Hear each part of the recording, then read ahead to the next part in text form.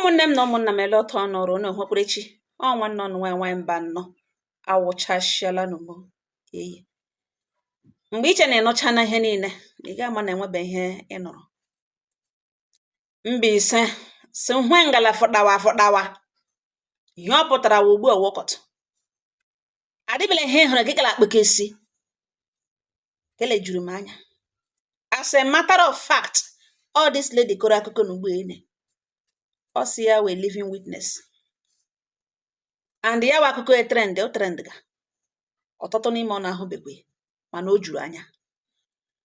According to akụkọ ahụ, ọ sị na nwoke mege njem pụta n'ụzọ fentie slumbo taa fentie.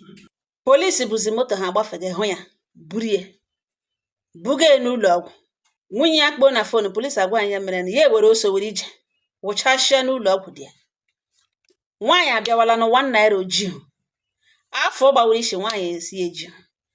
a ga-emenu deposit ka ebido no treatment. Nwaanyị eji ọ ya ka gbotowara nwoke ya ntara a na-atọ erugo. Polisi sị nụkwa a na-ele ahịa okwu a na-aga ịnọ amara na n'ụlọ ọgwụ ndị nọọsis na-aga nwa mkpimkpimkpimkpim onye ọbụla dị bizi ọ wee kwụọ deposit ebido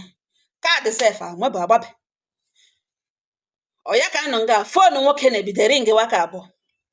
ringiwa. Polisi epike the call ya olu nwaanyị ha enye nwunye ya sign si emechikwa na ekwukwolokwu. Ha gwawe sị na biko na onye na ọ na-akpọ ọwa onye to her ya sị na man friend ya ya so okay in that case na ya bịa na so hospital na the man dị unconscious na ha kpọtara ya ebe a ka ọ nara treatment nọ na lekwe hospital ebe ọ nọ na biko na ya bịa ya so okay na ya na-abịa dị na were oso were ije mmanya na ọkada vavavavava fia ya wụchashịa na the hospital. Ngwa ọ batara polisi agwa nwunye the man si emekwele ka nwunye this man ihe play along nọrọ ka a neutral person. Nwata nwaanyị nọrọ ebe polisi si ya na ya nọ n'akụkụ. Nwata side chick awụchashịala na polisi ajụ esi ya biko na tangod ọ bịala ugbu a na since eji bute ya ebe a na enwebeghị akpa dọkịta ahụ be n'ihi gịnị agbabe kaadị deposit be ego asị deposit ka enwe ike commence treatment na ya biko o nwere ego o ji ka o deposit ka enwe ike treat with this man. The lady asị ya ego cha na 1 naira eji biko na ya eji nwe ego ya eji mana anyways na ya eji pin this man na-eji eme bank apps ya operate. Ha elekọrịta onwe ha siri ili yes ewere fonu kpa ya n'aka. Nwata nwaanyị agba apịa pem baga na akaụntụ this man ihe ahụrụ ebe ahụ 8 million naira. Agwa ya ego ole ọ ga-transfer kpụwa dọkịta eweteju akaụntụ transfer ego for deposit ya nụrụ nga were he fonu kpa ha ndị polisi n'aka. Ha agwa ya sị ya nụrụ lekọta dị mana ya sị gịnị lekọta onye lekọta wa ọnwụkwana ele nke ya eke position ya ka ihe ya ga-ekwu na onye awụtu ha na ya believe na this man nwere nwunye o nwere ụmụ na ha biko trace chụwa ndị ahụ na ọwụ ya nwa ga-abịa nọrọ na hospital lewe na ọ dịrị ya risk ya ga-etekili that risk ya abụchala. Ndị polisi ewere fonu this man nye na nwunye ebe ya lekọta n'ụdị na ebe ọ dị nwaanyị si wetegodi fonu ewere fonu dị ekpe ya n'aka. Ọ gawara na WhatsApp bịa notice ya na orube how many days ago not just few days ago ka this same lady now this man send ya 1 million naira ego na ya chọrọ ije eme business ego na ga for something ka this man were 1 million naira send ya the lady this side chick na bịara art ake kashike.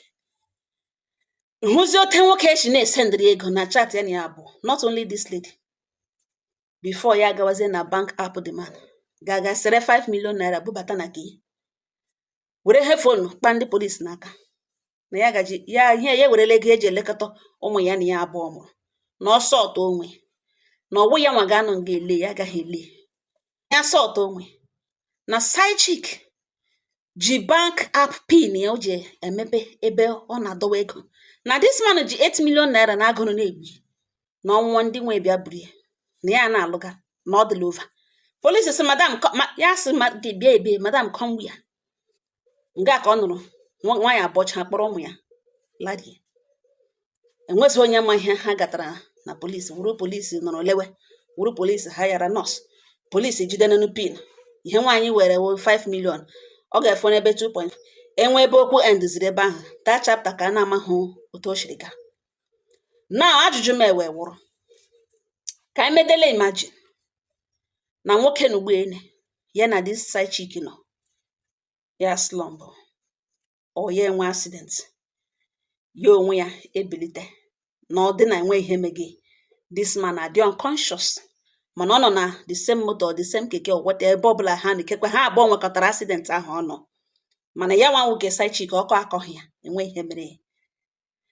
Now ya enweta onwe bilite, notice na this man dị unconscious and the phone ya agbotere n'akụkụ, or asị na this man nwụrụ instantly na that accident. This lady enwezi access to that phone, gwadele na ihe ga-eme 8 million naira ahụ nọ na akaụntụ ya. The same man nwere ụmụ, nwee nwaanyị chi ụmụ, asịgodị na gị na nwunye nwesịrị okwu, ị nwere ụmụaka nidiri future, ụmụaka gaga school, ụmụaka ị ga-elekọta ụmụ gị mkpọrọ gị, gwadele na ihe ga-eme this 8 million naira ebe nwunye na-enwe eshishi, enwekwara ihe nwaanyị rụga ọkụkọ according to the woman. Iwuru nwoke nọ ngana medele imagine. Ama m na enweghị ọrịa otu onye arịaga, enweghị ọrịa ga-eburuga ụlọ ọgwụ ugbu a sị na the whole world na ọ naanị onye na ọ ya arịaga ọrịa ahụ. A ga-enwerịrị ndị dị ka this man, behave ka this man, mege ihe n'ugbo nwoke n'ugbo mee, ifu mee karịa. Ihe ụwa wụ nṅomi onye nụ ya kọsara ibe ya. Iwuru nwoke nọ ngana, enwere ihe ị ga-eme mgbe ụfọdụ, gị lekwe n'anya, lee uru ihe ahụ ga-abara ṅụ, ma enweghị ofu mkpụrụ uru ịkatara na ọ ga-abara ṅụ, o kwesịrị na ka ime ya. E nwekwara mistakes na mmeri dịrị ụmụ okorobịa na-alụbeghị nwaanyị na ụmụ agbọghọbịa na-alụbeghị di, mana ngwa ngwa mmadụ wụ a father, a mother, nwere ụmụaka, mkpụrụ ya kpọpụtara n'ụwa, enweghị ihe ị ga-eme mgbe ụfọdụ, gị gba ihe a na-akpọ edere mkpoghe azụ, gị hụ ihe mgbe ụfọdụ, gị mee ihe ikwu, mee ya ụtọ ụka ọgọsị, were tiga uche gị n'ọrụ. Ị gaghị na-emecha gị na-eme ka imewa nwunye gị obi, ime overlook, chọghị ịma ụmụaka, gị wụrụ ka nwaanyị, gị sị ka ime ka dị obi na ihe o mere ṅụ, ọ gị bidewa nkarata, ihe niile na-emewu onye gị na-fight gawu your partner, ị chọghị ịjụ maka ụmụ gị. Imagine nwaanyị kpọrọ nwunye, asịgodu na enwe ihe mere na ego ahụ o jide, ọ gaghị ejide nwaanyị a ga-ejide 8 million naira, ọ gaghị akwụrụ ụmụ gị na ya abụọ mụrụ ụgwọ school, ọ gaghị ejide 8 million naira ụmụ ha agụ ha. Gị were full access pin ị na-eji ewe ego, were